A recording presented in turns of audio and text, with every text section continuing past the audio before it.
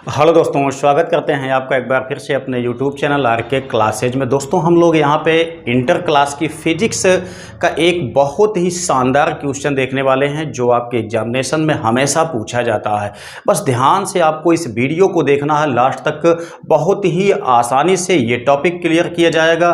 साथ साथ दोस्तों इसमें से कुछ ऑब्जेक्टिव टाइप के क्वेश्चन भी आपके क्लियर हो जाएंगे यदि आप इस क्लास को देख लेते हैं तो। सबसे पहले मैं आपको बताना चाहूँगा कि ये जो क्वेश्चन है दोस्तों ये डेरिवेशन का क्वेश्चन है। ये आपके एग्जामिनेशन में 5 नंबर के प्रश्न पूछे जाते हैं। ठीक है, जैसे हम लोग जानते हैं कि जो सेक्शन इसका लास्ट वाला होता है यानी कि जो 10 सेक्शन होता है उसमें दोस्तों आपके 4 क्वेश्चन करने होते हैं, लेकिन 8 क्वेश्चन टोटल आपका वहाँ पे दिया गया होता है। उसमें आपके सभी के सभी 5-5 नंबर के क्वेश्चन होते हैं। वो दोस्तों आपके लॉन्ग टाइप के न्यूमेरिकल हो सकते हैं या दोस्तों आपके डेरिवेशन होते हैं। ठीक है, या तो डेरिवेशन होंगे या तो न्यूमेरिकल होंगे। वो आपके 5-5 नंबर के क्वेश्चन होते हैं। बहुत ही सावधानी से हमें वहाँ पे करना होता है, नहीं तो आपके अंक काफ़ी हद तक वहाँ से कट जाते हैं। तो यहाँ पे हम देखेंगे डेरिवेशन जो कि आपका 5 नंबर का क्वेश्चन होगा दोस्तों। तो देखते हैं कौन सा न्यूमेरिकल ये आपका डेरिवेशन है। देखिए, समांतर प्लेट संधारित्र जब प्लेटों के बीच परावैद्युत पदार्थ की आंशिक पट्टिका रखी गई हो तो यहाँ पे थोड़ा सा क्या है, समांतर प्लेट संधारित्र की धारिता है दोस्तों। ये धारिता हमको निकालना है कब, जब प्लेटों के बीच में परावैद्युत पदार्थ की आंशिक पट्टिका रखी गई हो तब। ठीक है, हम लोग जानते हैं कि जो कैपेसिटर होता है, कैपेसिटर आपका जब कैपेसिटर में प्लेटों के बीच में रख दिया जाता है परावैद्युत पदार्थ की पट्टिका, तब ऐसी सिचुएशन में कैपेसिटर की जो कैपेसिटी होती है वो काफ़ी हद तक बढ़ जाती है। तो सबसे पहले मैं आपको यहाँ पे याद दिलाना चाहूँगा कि कैपेसिटर की कैपेसिटी का सूत्र क्या होता है। वो दोस्तों होता है C=Q/V। यहाँ से आपका एक सूत्र भी मतलब एक कन्फ्यूजन या एक क्वेश्चन आपका क्लियर हो जाना चाहिए। आपसे पूछ लेता है कि किसी कैपेसिटर की कैपेसिटी कैसे बढ़ाई जा सकती है। ठीक है, तो उसके लिए आप लोग ध्यान दीजिएगा कि C होता है हर चीज़ के ε0A/अपान होता है D। ठीक है, इसको आप याद रखेंगे। इसकी सहायता से हम लोग इसकी कैपेसिटी को आसानी से बढ़ा सकते हैं। सबसे पहली बात क्या है कि यदि प्लेटों के बीच में कुचालक पदार्थ आ जाता है तब उसकी कैपेसिटी बढ़ जाती है। ठीक है, वो डिपेंड होता है आपका कुचालकता पे यानी कि परावैद्युतांक पे आपका डिपेंड होता है। परावैद्युतांक जितना ज़्यादा होगा उसकी कैपेसिटी भी उतनी ज़्यादा बढ़ाई जा सकती है। आगे देखिएगा, ये जो आपका ए है दोस्तों, ये क्या चीज़ है, प्लेटों का क्षेत्रफल है, जिसे कि x है y है, इनका क्षेत्रफल है। प्लेटों का क्षेत्रफल जितना ज़्यादा होगा उतनी ज़्यादा इसकी कैपेसिटी को बढ़ाई जा सकती है। आपके मन में कभी कभी ये ख्याल आता होगा कि बैटरी को बहुत ज़्यादा बड़ा हम बना सकते हैं, लेकिन क्यों नहीं बनाया जाता है। तो दोस्तों उसका भी एक बहुत बड़ा रीज़न आपका होता है यहीं से कि हम प्लेटों के बीच की दूरी को देखते हैं तो कैपेसिटी के व्युत्क्रमानुपाती आपकी ये दूरी आती है। ठीक है, यानी कि कैपेसिटी जो है दूरी को बढ़ाने से घट जाती है। प्लेटों के बीच की अगर हम डिस्टेंस बढ़ा देंगे तो ऐसी सिचुएशन में इसकी कैपेसिटी बढ़ जाती है। तो इसीलिए बैटरी को बहुत ज़्यादा बड़ा नहीं बनाया जा सकता है। इन्हीं सब सिद्धांतों को या इन्हीं सब जो आपकी डिपेंडेंसी है इसको ध्यान में रखते हुए ही बैटरी का डिजाइनेशन किया जाता है। ठीक है, तो ये आप जान गए होंगे कि बैटरी की कैपेसिटी यानी कि जो आपका संधारित्र होता है उसकी कैपेसिटी को कैसे बढ़ाया जा सकता है। एक तो प्लेटों के बीच में कुचालक पदार्थ डाल करके बढ़ाया जा सकता है, एक तो प्लेटों का क्षेत्रफल बढ़ा के बढ़ाया जा सकता है। ठीक है, दूसरी चीज क्या है, प्लेटों के बीच की दूरी को घटा कर भी यहाँ पे कैपेसिटर की कैपेसिटी को बढ़ाया जा सकता है। ये इतना इसका पॉइंट होता है। अब दोस्तों हम लोग चलते हैं मेन टॉपिक पे। जो आपका टॉपिक यहाँ पे दिया गया है डेरिवेशन का है। ठीक है, क्या है कि जब प्लेटों के बीच में आंशिक परावैद्युत पदार्थ डाल दिया जाता है तब इसकी कैपेसिटी का व्यंजक क्या होगा, ये डेरिवेशन में आपके आता है 5 नंबर का क्वेश्चन। ठीक है, तो यहां पे हम लोग देखेंगे। देखिए, सबसे पहली बात ये होती है कि हम लोग जानते हैं कि जब ये प्लेट जो यहां पे हमने डाला हुआ है पट्टिका, ये कुचालक पदार्थ की है।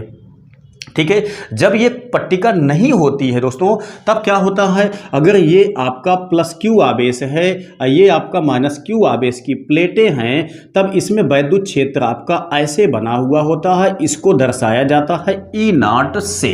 ठीक, देखिए तो सबसे पहले हमें यहाँ पे निकालते क्या है, प्लेटों के बीच में कैपेसिटी निकालते हैं और वैद्युत क्षेत्र निकालते हैं जब प्लेटों के बीच में कोई परावैद्युत पदार्थ नहीं रखा गया है तब के लिए। तो देखिएगा ये जो आपका ई नॉट है, ई नॉट की वैल्यू क्या होती है, ये होता है Q upon epsilon not A।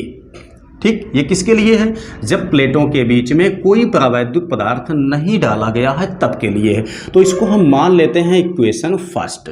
ठीक है, अच्छा मान लेते हैं कि इसके बीच में कुचालक पदार्थ की एक पट्टी को डाल दिया गया जिसकी मोटाई क्या है, स्मॉल t है। तब दोस्तों ऐसे में क्या होगा, इसकी कुचालकता भी कुछ ना कुछ होगी। कुचालकता को दर्शाया जाता है k से, जिसको कहा जाता है परावैद्युतांक। तो इसके लिए दोस्तों यहाँ पे आपका जो बनेगा आपका वैद्युत क्षेत्र वो हम मान लेते हैं क्या है, E है।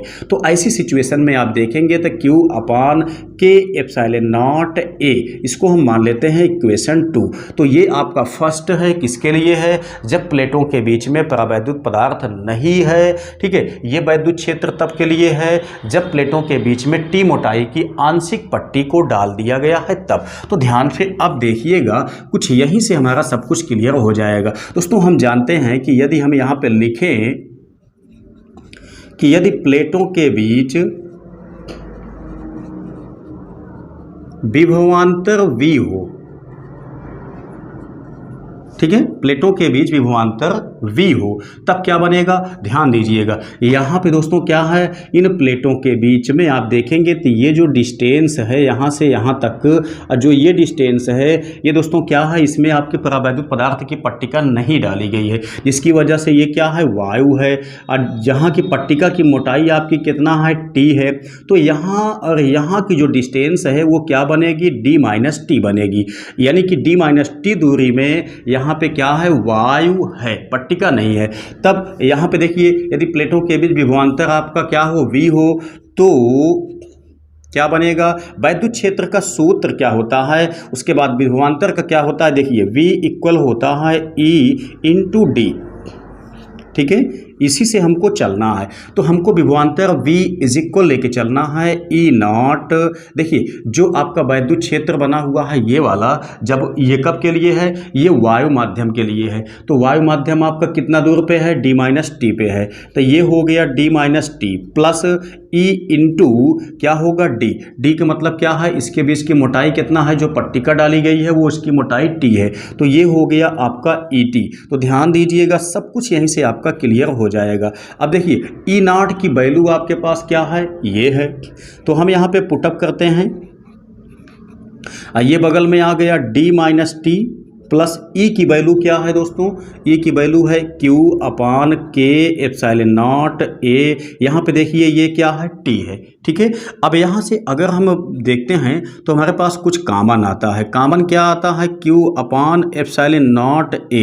आप देख सकते हैं यहाँ पे ये आपका Q upon epsilon not A है, यहाँ पर भी Q upon epsilon not A है। तो ये कॉमन हम खींच लेते हैं, तो यहाँ पे क्या बचेगा, D माइनस टी प्लस यहाँ पे देखिए ये आपका निकल चुका है तो T बचा है, T अपान K। दोस्तों यही आपका क्या बन जाता है, विभवांतर बन जाता है। कब, जब पट्टिका को इसमें डाल दिया जाता है तब। बिना विभवांतर निकाले हम कैपेसिटी का व्यंजक नहीं निकाल सकते हैं। तो यहाँ पे आपने देख लिया कि किस तरीके से विभवांतर हम यहाँ पे निकालेंगे। ठीक है, जब पट्टिका रख दिया जाएगा तब। अब देखिए हम लोग जानते हैं C इक्वल क्या होता है, Q अपान V होता है, जहाँ से कि अब इसकी कैपेसिटी को हम फाइंड कर सकते हैं। तो यही सूत्र हम लगाएंगे तो C इक्वल Q अपान V के स्थान पे आप देख लीजिए इतना वैल्यू आपकी रखी हुई है। तो Q upon epsilon not A into में हम चलते हैं तो यहाँ पे आपका D माइनस टी प्लस ये बना आपका T बाई K। ठीक है, यहाँ से Q से Q को हम काटेंगे तो ये वाला सेक्शन आपका अंश पे भाग के जाएगा।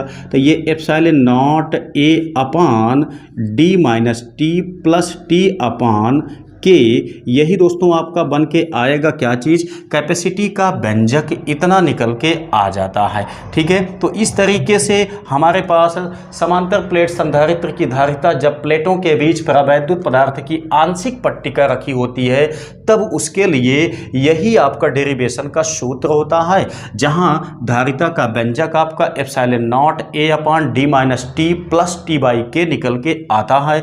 ये दोस्तों 5 नंबर का क्वेश्चन आपके एग्जाम एग्जामिनेशन में पूछा जाता है।